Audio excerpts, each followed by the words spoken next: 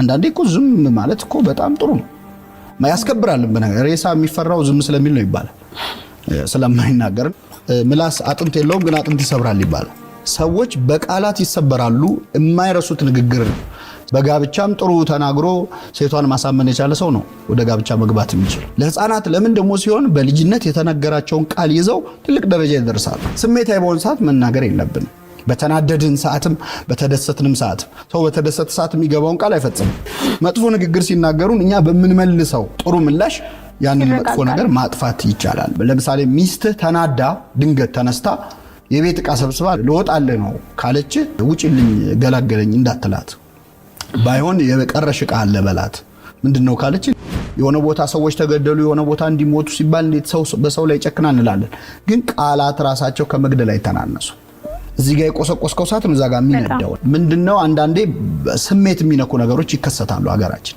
የመጨረሻ ቃላት በአለማችን ብዙ አሉ የማይረሱ ለትውልድ የሚቀሩ አንቆጥሮም እንጂኮ እድሜያችን የተወሰነ አይደል ያው እኔ ሃይማኖት ሰው ስለሆንኩ ከዛ ብነሳ አንደበት በጣም ብዙ ኃይል እንዳለው ነው የሚነገረው በሁሉም ሃይማኖቶች በሁሉም መጽሐፍት ማለት ነው እንግዲህ ዓለም ሲፈጠርም ብርሃን ይሁን ተብሎ ነው ብርሃን የበራው ያ በቃል የተፈጸመ ነገር ነው ከዛ ውጪ እንግዲህ ሁለት ህይወት አለ አንደኛው እዚህ ምድር ላይ የምንኖርበት ህይወት ነው ሁለተኛ ከሞት በኋላ ያለው ህይወት ስለ ሁለቱ ዓለማት መጽሐፍ ቅዱስ ሲናገር የመጀመሪያው ሞትና ህይወት በምላስ እጅ ነው የሚል ቃል አለ ማለት ሰው በዚህ ምድር ላይ የሚኖረው ህይወት ጥሩም መጥፎም ሊሆን የሚችለው በምላሱ ነው በሚናገረው ነገር ነው በጥሩ ንግግሩ ወይ በመጥፎ ንግግሩ ማለት ነው በአንጻሩ ደግሞ ከሞት በኋላ ያለውን ሲገልጽ ከቃልህ የተነሳ ትጸድቃለህ ከቃልህ የተነሳ ትኮነናለህ ይላል ስለዚህ ቃል ይሄንን ያህል እጅግ በጣም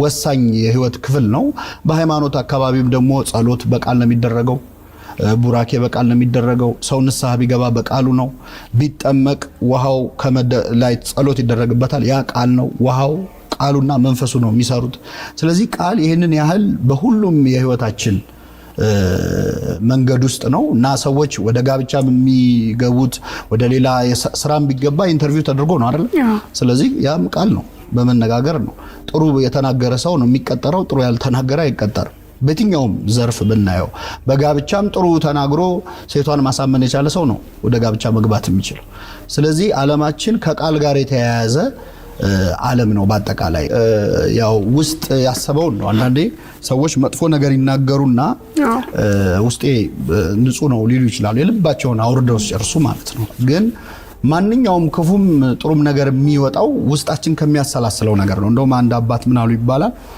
አንዲት ሴት እኔ አፌ ለፈልፋል እንጂ ውስጤ ንጹህ ነው ትላቸዋለች ስትላቸው እሱማ እባብም መርዙን ከተፋኮ ውስጡ ንጹህ ነው ብለው ተናግረው እና አንዳንዴ የምንናገረው ቃል በጣም ከባድ ኃይል እንዳለው አንረዳ ልጆች በልጅነታቸው ጊዜ በቤተሰቦቻቸው ዱላ ሊወርድባቸው ይችላል ሊገረፉ ይችላሉ ግን በዱላ የሚደርስባቸው እንትን ቅጣት ከሆነ ጊዜ በኋላ ጠባሳው ቁስሉ ይጠፋል ቃላት ግን አይጠፉ ምላስ አጥንት የለውም ግን አጥንት ይሰብራል ይባላል ሰዎች በቃላት ይሰበራሉ የማይረሱት ንግግር ሊሆን ይችላልና ህይወታቸውን ሙሉ ያንን ያሰላሰሉና መጥፎ ንግግር የጥላቻ ንግግር ሰዎች ጥሩ ስሜት እንዳይሰማቸው የሚያደርጉ ንግግሮች ኃይላቸው በህይወት ዘመን ሁሉ የሚቀጥል ነውና ያቆሰልነውን የደበደብነውን ሰው ልናከመው እንችላለን አይምሮ ላይ የተወነውን ሰው አሁን እንግዲህ ዘመናችን የሶሻል ሚዲያ ነው እንደ የሆነ ቴክስት ማጥፋት ይቻላል ሰውየው ሳያነበው የተናገርሽውን ቃል ግን ሰውየው ሳያመው ማጥፋት አትችልም አይምሮ ውስጥ ይቀራል እድሜውን ሙሉ ያንን ያሰላሰለ አንቺን ባየ ቁጥር ባስታወሰ ቁጥር ይሄ ስሜት እንዲሰማው የሚያደርግ ነው መልካም ንግግር በጣም በቀላሉ ወጪ ሳናወጣ ልንሰጠው የምንችለው ለሰው ልንሰጠው የምንችለው ስጦታ ነው ልክ ቅድም እንዳልኩት ዓለምን ሲፈጥር እግዚአብሔር ብርሃን ይሁን አለ በዓለም ላይ ብርሃን ሆነ ይላልና እኛ ያው በእግዚአብሔር ምሳሌ የተፈጠረ ነው ዓለምን ብርሃን ማድረግ ባንችል የሆነ ሰው ግን ቀን ብሩህ ማድረግ እንችላለን በጥሩ ሰላምታ በጥሩ ንግግርና በመጥፎ ንግግር ደግሞ ቀኑን ማበላሸት እንችላለን የሚገርመው የምንናገረው ሌላው ቀርቶ አሁን እኔ ለራሴ የምናገረው ቃል እኔ ላይ ኢፌክት አለ ለምሳሌ ዛሬ በጣም የሚያስጠላ ቀን ነው ብዬ ከጀመርኩ ቀኑ ያስጠላኛል ለምን አይምሮአችን የተሰራው የሚሰማውን ያመነ እንዲቀጥል ነው አክት እንዲያደርግ ነው ስለዚህ ዛሬ ቀኑ መጥፎ ነው ወይም ይሄን ነገር አልችለውም ካልን በራሳችን ላይ ነው። በጎ ንግግር ግን ከስጦታ በላይ ነው። በጣም የሰውን መልካም ንግግር ተናግረን ከምንሰጣቸው ከሌሎች ስጦታዎች የበለጠ የማይረሱት አይምሯቸው ላይ የሚቀር ጥሩ ስሜት እንዲሰማቸው የሚያደርግ ነው። እንግዲህ በእኛ ሀገር ባህል እውነት ለመናገር ማመስገን ላይ በጎ ቃላት መናገር ላይ አሁን ምናልባት የተሻሻለ ሊሆን ይችላል አላቅም፣ ግን እጥረት አለብን። የማመስገን እጥረት አለብን። ሰዎች ለማመስገን ሲሆን ፊትሽ እንዳይሆንብኝ እንጂ ማመስገን ውዳሴ ከንቱ እንደውም ይባላል እና ማመስገን እንዳይሆንብኝ እንጂ ይላሉ። ስድብ ግን ሲሆን ፊትሽ እንዳይሆንብኝ አይሉ ሙልጭ አድርገው ነው የሚሳደቡት። እና እንደውም አንድ ጊዜ የስነ ጽሁፍ መምህር ሆኖ ደበበ ሰይፉ የሚባለው ደራሲ ተማሪዎቹን አንድ የክፍል ስራ ይሰጣቸዋል። ምን ያደርጋል? አንዲት በጣም ቀጭን ልጅ ያቆምና ክፍል ውስጥ እቺ ልጅ እስቲ አመስግኗት ይላል፣ በቅጥነቷ ማለት ነው። እና በቃ እንደው በቻሉት ሸንቃጣ ምናምን ብለው 1 2 3 ቃል ተናገሩ። አሁን ደግሞ ስደቧት አላቸው። ሲላቸው እንደ ዝናብ ነው ያወረዱባት ማለት ነው። በጣም ብዙ ስድብ ስለ ቅጥነቷ። ወፍራም ሴት ደግሞ አቁሞ አመስግኗት፣ መጀመሪያ አመስግኗት አለ። ጥቂት ቃላት ድንቡሽቡሽ ምናምን አሉ። ከዛ ወደ ምስጋናው ሲመጣ ወደ ስድቡ ሲመጣ ግን በጣም ስብር የሚያደርግ ነው። ምንድነው ይሄንን ማንሳት የፈለገው? የምስጋና ቃል ሲሆን ቮካብለሪ ራሱ ያጥረናል። ቃሉ ስለሌለ አይደለም ስለማንጠቀምበት ነው። ስለዚህ ምስጋና በጣም ኃይል እንኳን በጥሩ ቀርቶ እንደውም በቤተክርስቲያን ወድሶ በዘይኮነ ድልወቱ ሚል ቃል አለ። ባይገባው ማመስግነው። ምክንያቱም ምስጋና ለሰው ኃይል ይጨምርለታል። እና ምን ሰራበት መስሪያ ቤት አብረውን የሚሰሩትን ሰዎች ቤተሰቦቻችንን የምንናገረው ጥቂት ቃል ይሰራቸዋል። ለህፃናት ለምን ደግሞ ሲሆን በልጅነት የተነገራቸውን ቃል ይዘው ትልቅ ደረጃ ይደርሳሉ። እና መጽሐፍ ቅዱስ ይገርምሻል መሳደብን ከመግደል ያነጻጽረዋል ክርስቶስ። ወንድሙን ደንቆሮ የሚል ነፍሰ ገዳይ ነው ያለ፣ ለማጋነን ምናምን አይደለም። አንድ ልጅ ህፃን ሆኖ አንተ ደደብ ተማሪ ነህ ተብሎ ካደገ በጣም ይቸገራል ወደ ጥሩ ውጤት ለመምጣት። ያ ቃል ይገለዋል ነው። ስለዚህ ሰዎችን በንግግር ብቻ ከፍ ማረግም ዝቅ ማረግም መስበርም እንችላለንና መልካም ንግግር ግን ሰዎችን ይሰራቸዋል። በትዳርም ላይ በማንኛውም በቤተሰብም ላይ በማህበራዊ ህይወታችንም ላይ ሰዎችን በጥሩ ቃል ብንናገር ከምንሰጠው ከሌላ ስጦታ በላይ ያ ኃይል አለው በእነሱ ላይ። ተፈጥሮ አፈጣጠራችን ራሱ የራሱ ትምህርት አለ። ከአንገት በላይ ያለውን አካላችን ስናይ 2 አይን አለን፣ 2 ጆሮ አለን፣ 1 ምላስ ነው ያለን። በቁጥር እንኳን ብናየው 2 ቢሆን ምላስ ምን እንደሚፈጠር እንግዲህ እንዲሁም አልተቻለም። በአንዱ ብዙ ችግር እያየን ነው።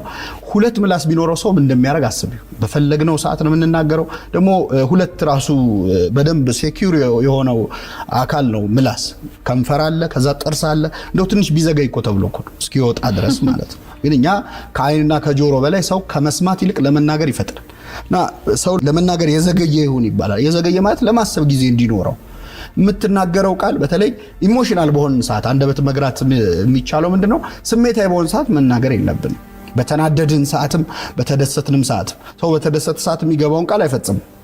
በወቅቱ በጣም ደስ ብሎት ብዙ ነገር ይልና በአንጻሩ በተናደደ ሰዓት የሚናገረው ነገር ቆይቶ ሲሰማው ወይም ሲያስታውሰው የሚጸጸትበት ሊሆን ይችላል።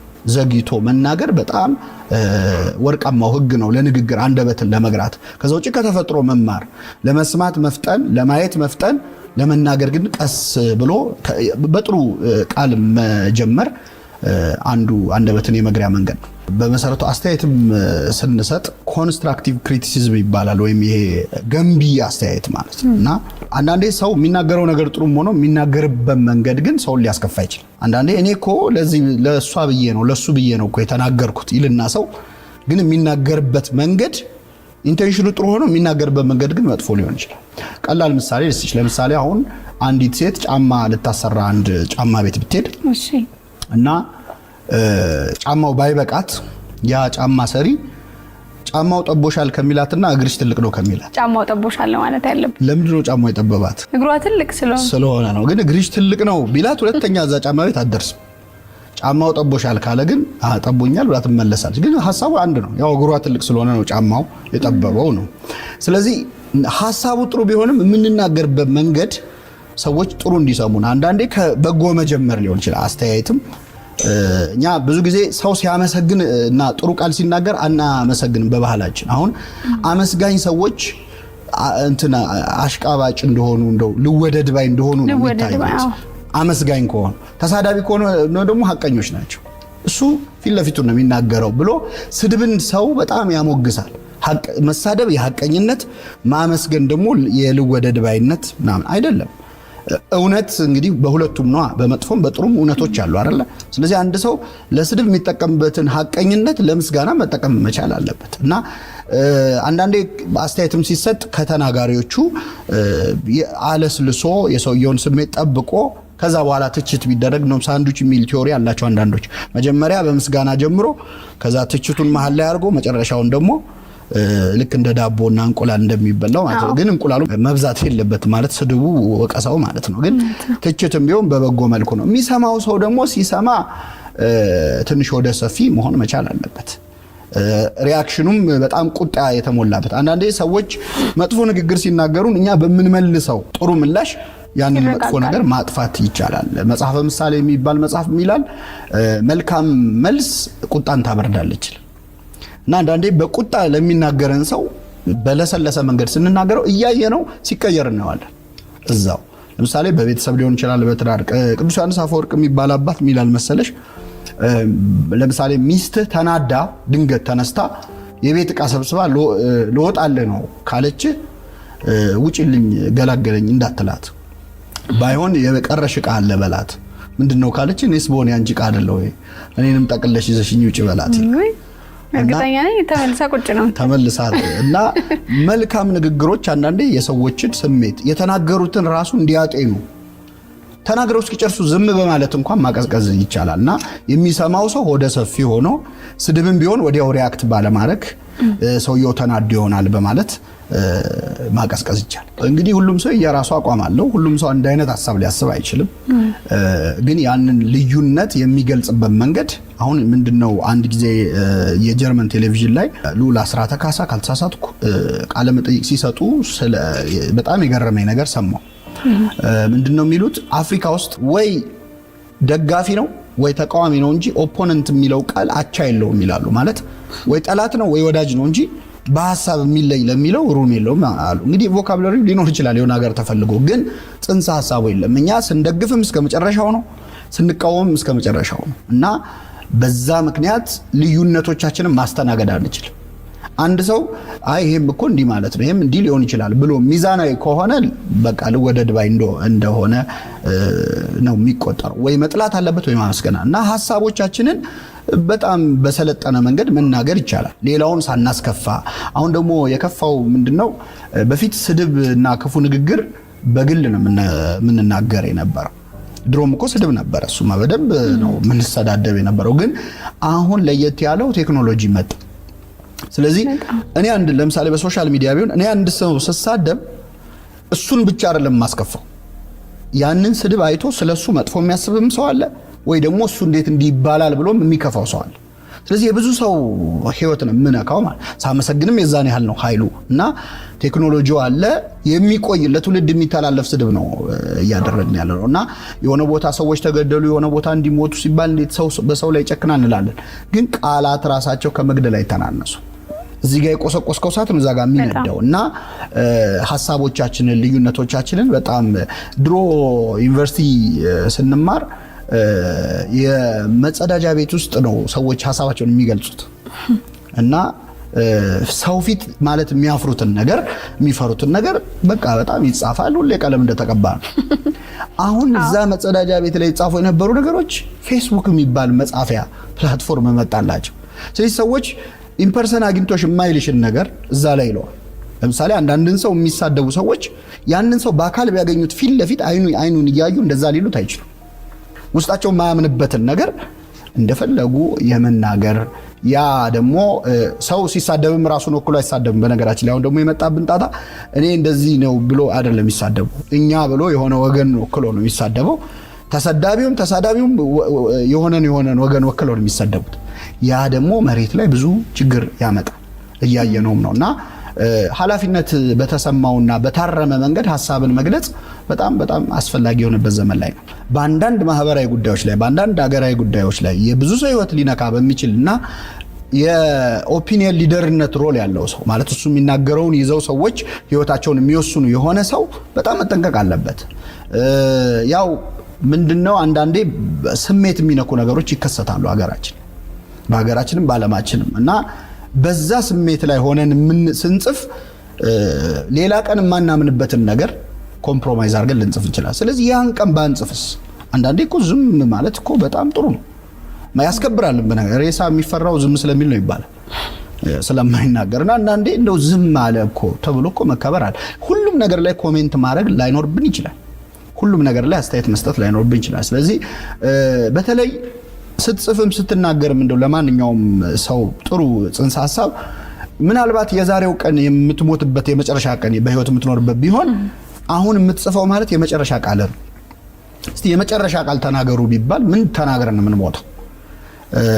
አንድ ሰውዬ ወንጀለኛ ነውና ሊገደል ሲል የመጨረሻ የምትለው ነገር ካለ በል አሉት እና ሲሉት ለኔስ ትምህርት ሆነኝ ይብላኝ ለናንተ ብሎ ሞተ ይባላል። ሊገደል ነው እና የመጨረሻ ቃላት በዓለማችን ብዙ አሉ የማይረሱ ለትውልድ የሚቀሩ የሰዎቹ ማንነት የሚገልጹ። ወደ ክርስትናው ስንመጣ ክርስቶስ የመጨረሻ ቃሉ የሚያደርጉትን አያውቁም ይቅር በላቸው ነው የመጨረሻ ንግግር ማለት እና አሁን ብትሞት እና ወደ ኋላ ተመልሰ ህይወትህን ሪቪው ማድረግ እድል ቢሰጥ አሁን ፌስቡክ ላይ ወይ አሁን የሆነ ሶሻል ሚዲያ ላይ የጻፍከው ነገር በህይወትህ ለመጨረሻ ጊዜ ያልከው ነገር እንዲሆን ትፈልጋለህ? ይሄን ብሎ መሞት በጣም ያሳዝናል እና እያንዳንዱ ቃል መቼስ እድሜያችን የተወሰነ አይደል አንቆጥሮም እንጂ እኮ ልክ ለምሳሌ አሁን እንደ ትዊተር ምናምን የተወሰኑ ቃላት አይደለ እንድንጽፍ የሚፈቅደው የሰው ልጅም እኮ እዚህ ምድር ላይ የተፈቀዱለት ቃላት የተወሰኑ ናቸው። መቁጠር ስለማንችል ነው እንጂኛ በጣም ብዙ ሊመስለን ይችላል። ግን በጣም ጥቂት ቃላት ናቸው እና በነዛ ቃላት ማንን ሰብረናል ማንን ጠግነናል ብሎ ራስን ሪቪው ማድረግ ወደ ኋላ ተመልሶ ማየት ያስፈልጋልና እያንዳንዱ ቃል የሆነን ሰው ልታድን የምትችል ብትሆን ወደ ኋላ ተመልሰን ስናየው ማናዝንበት ይሆናል። እንደዛ ነው የሚሰማው።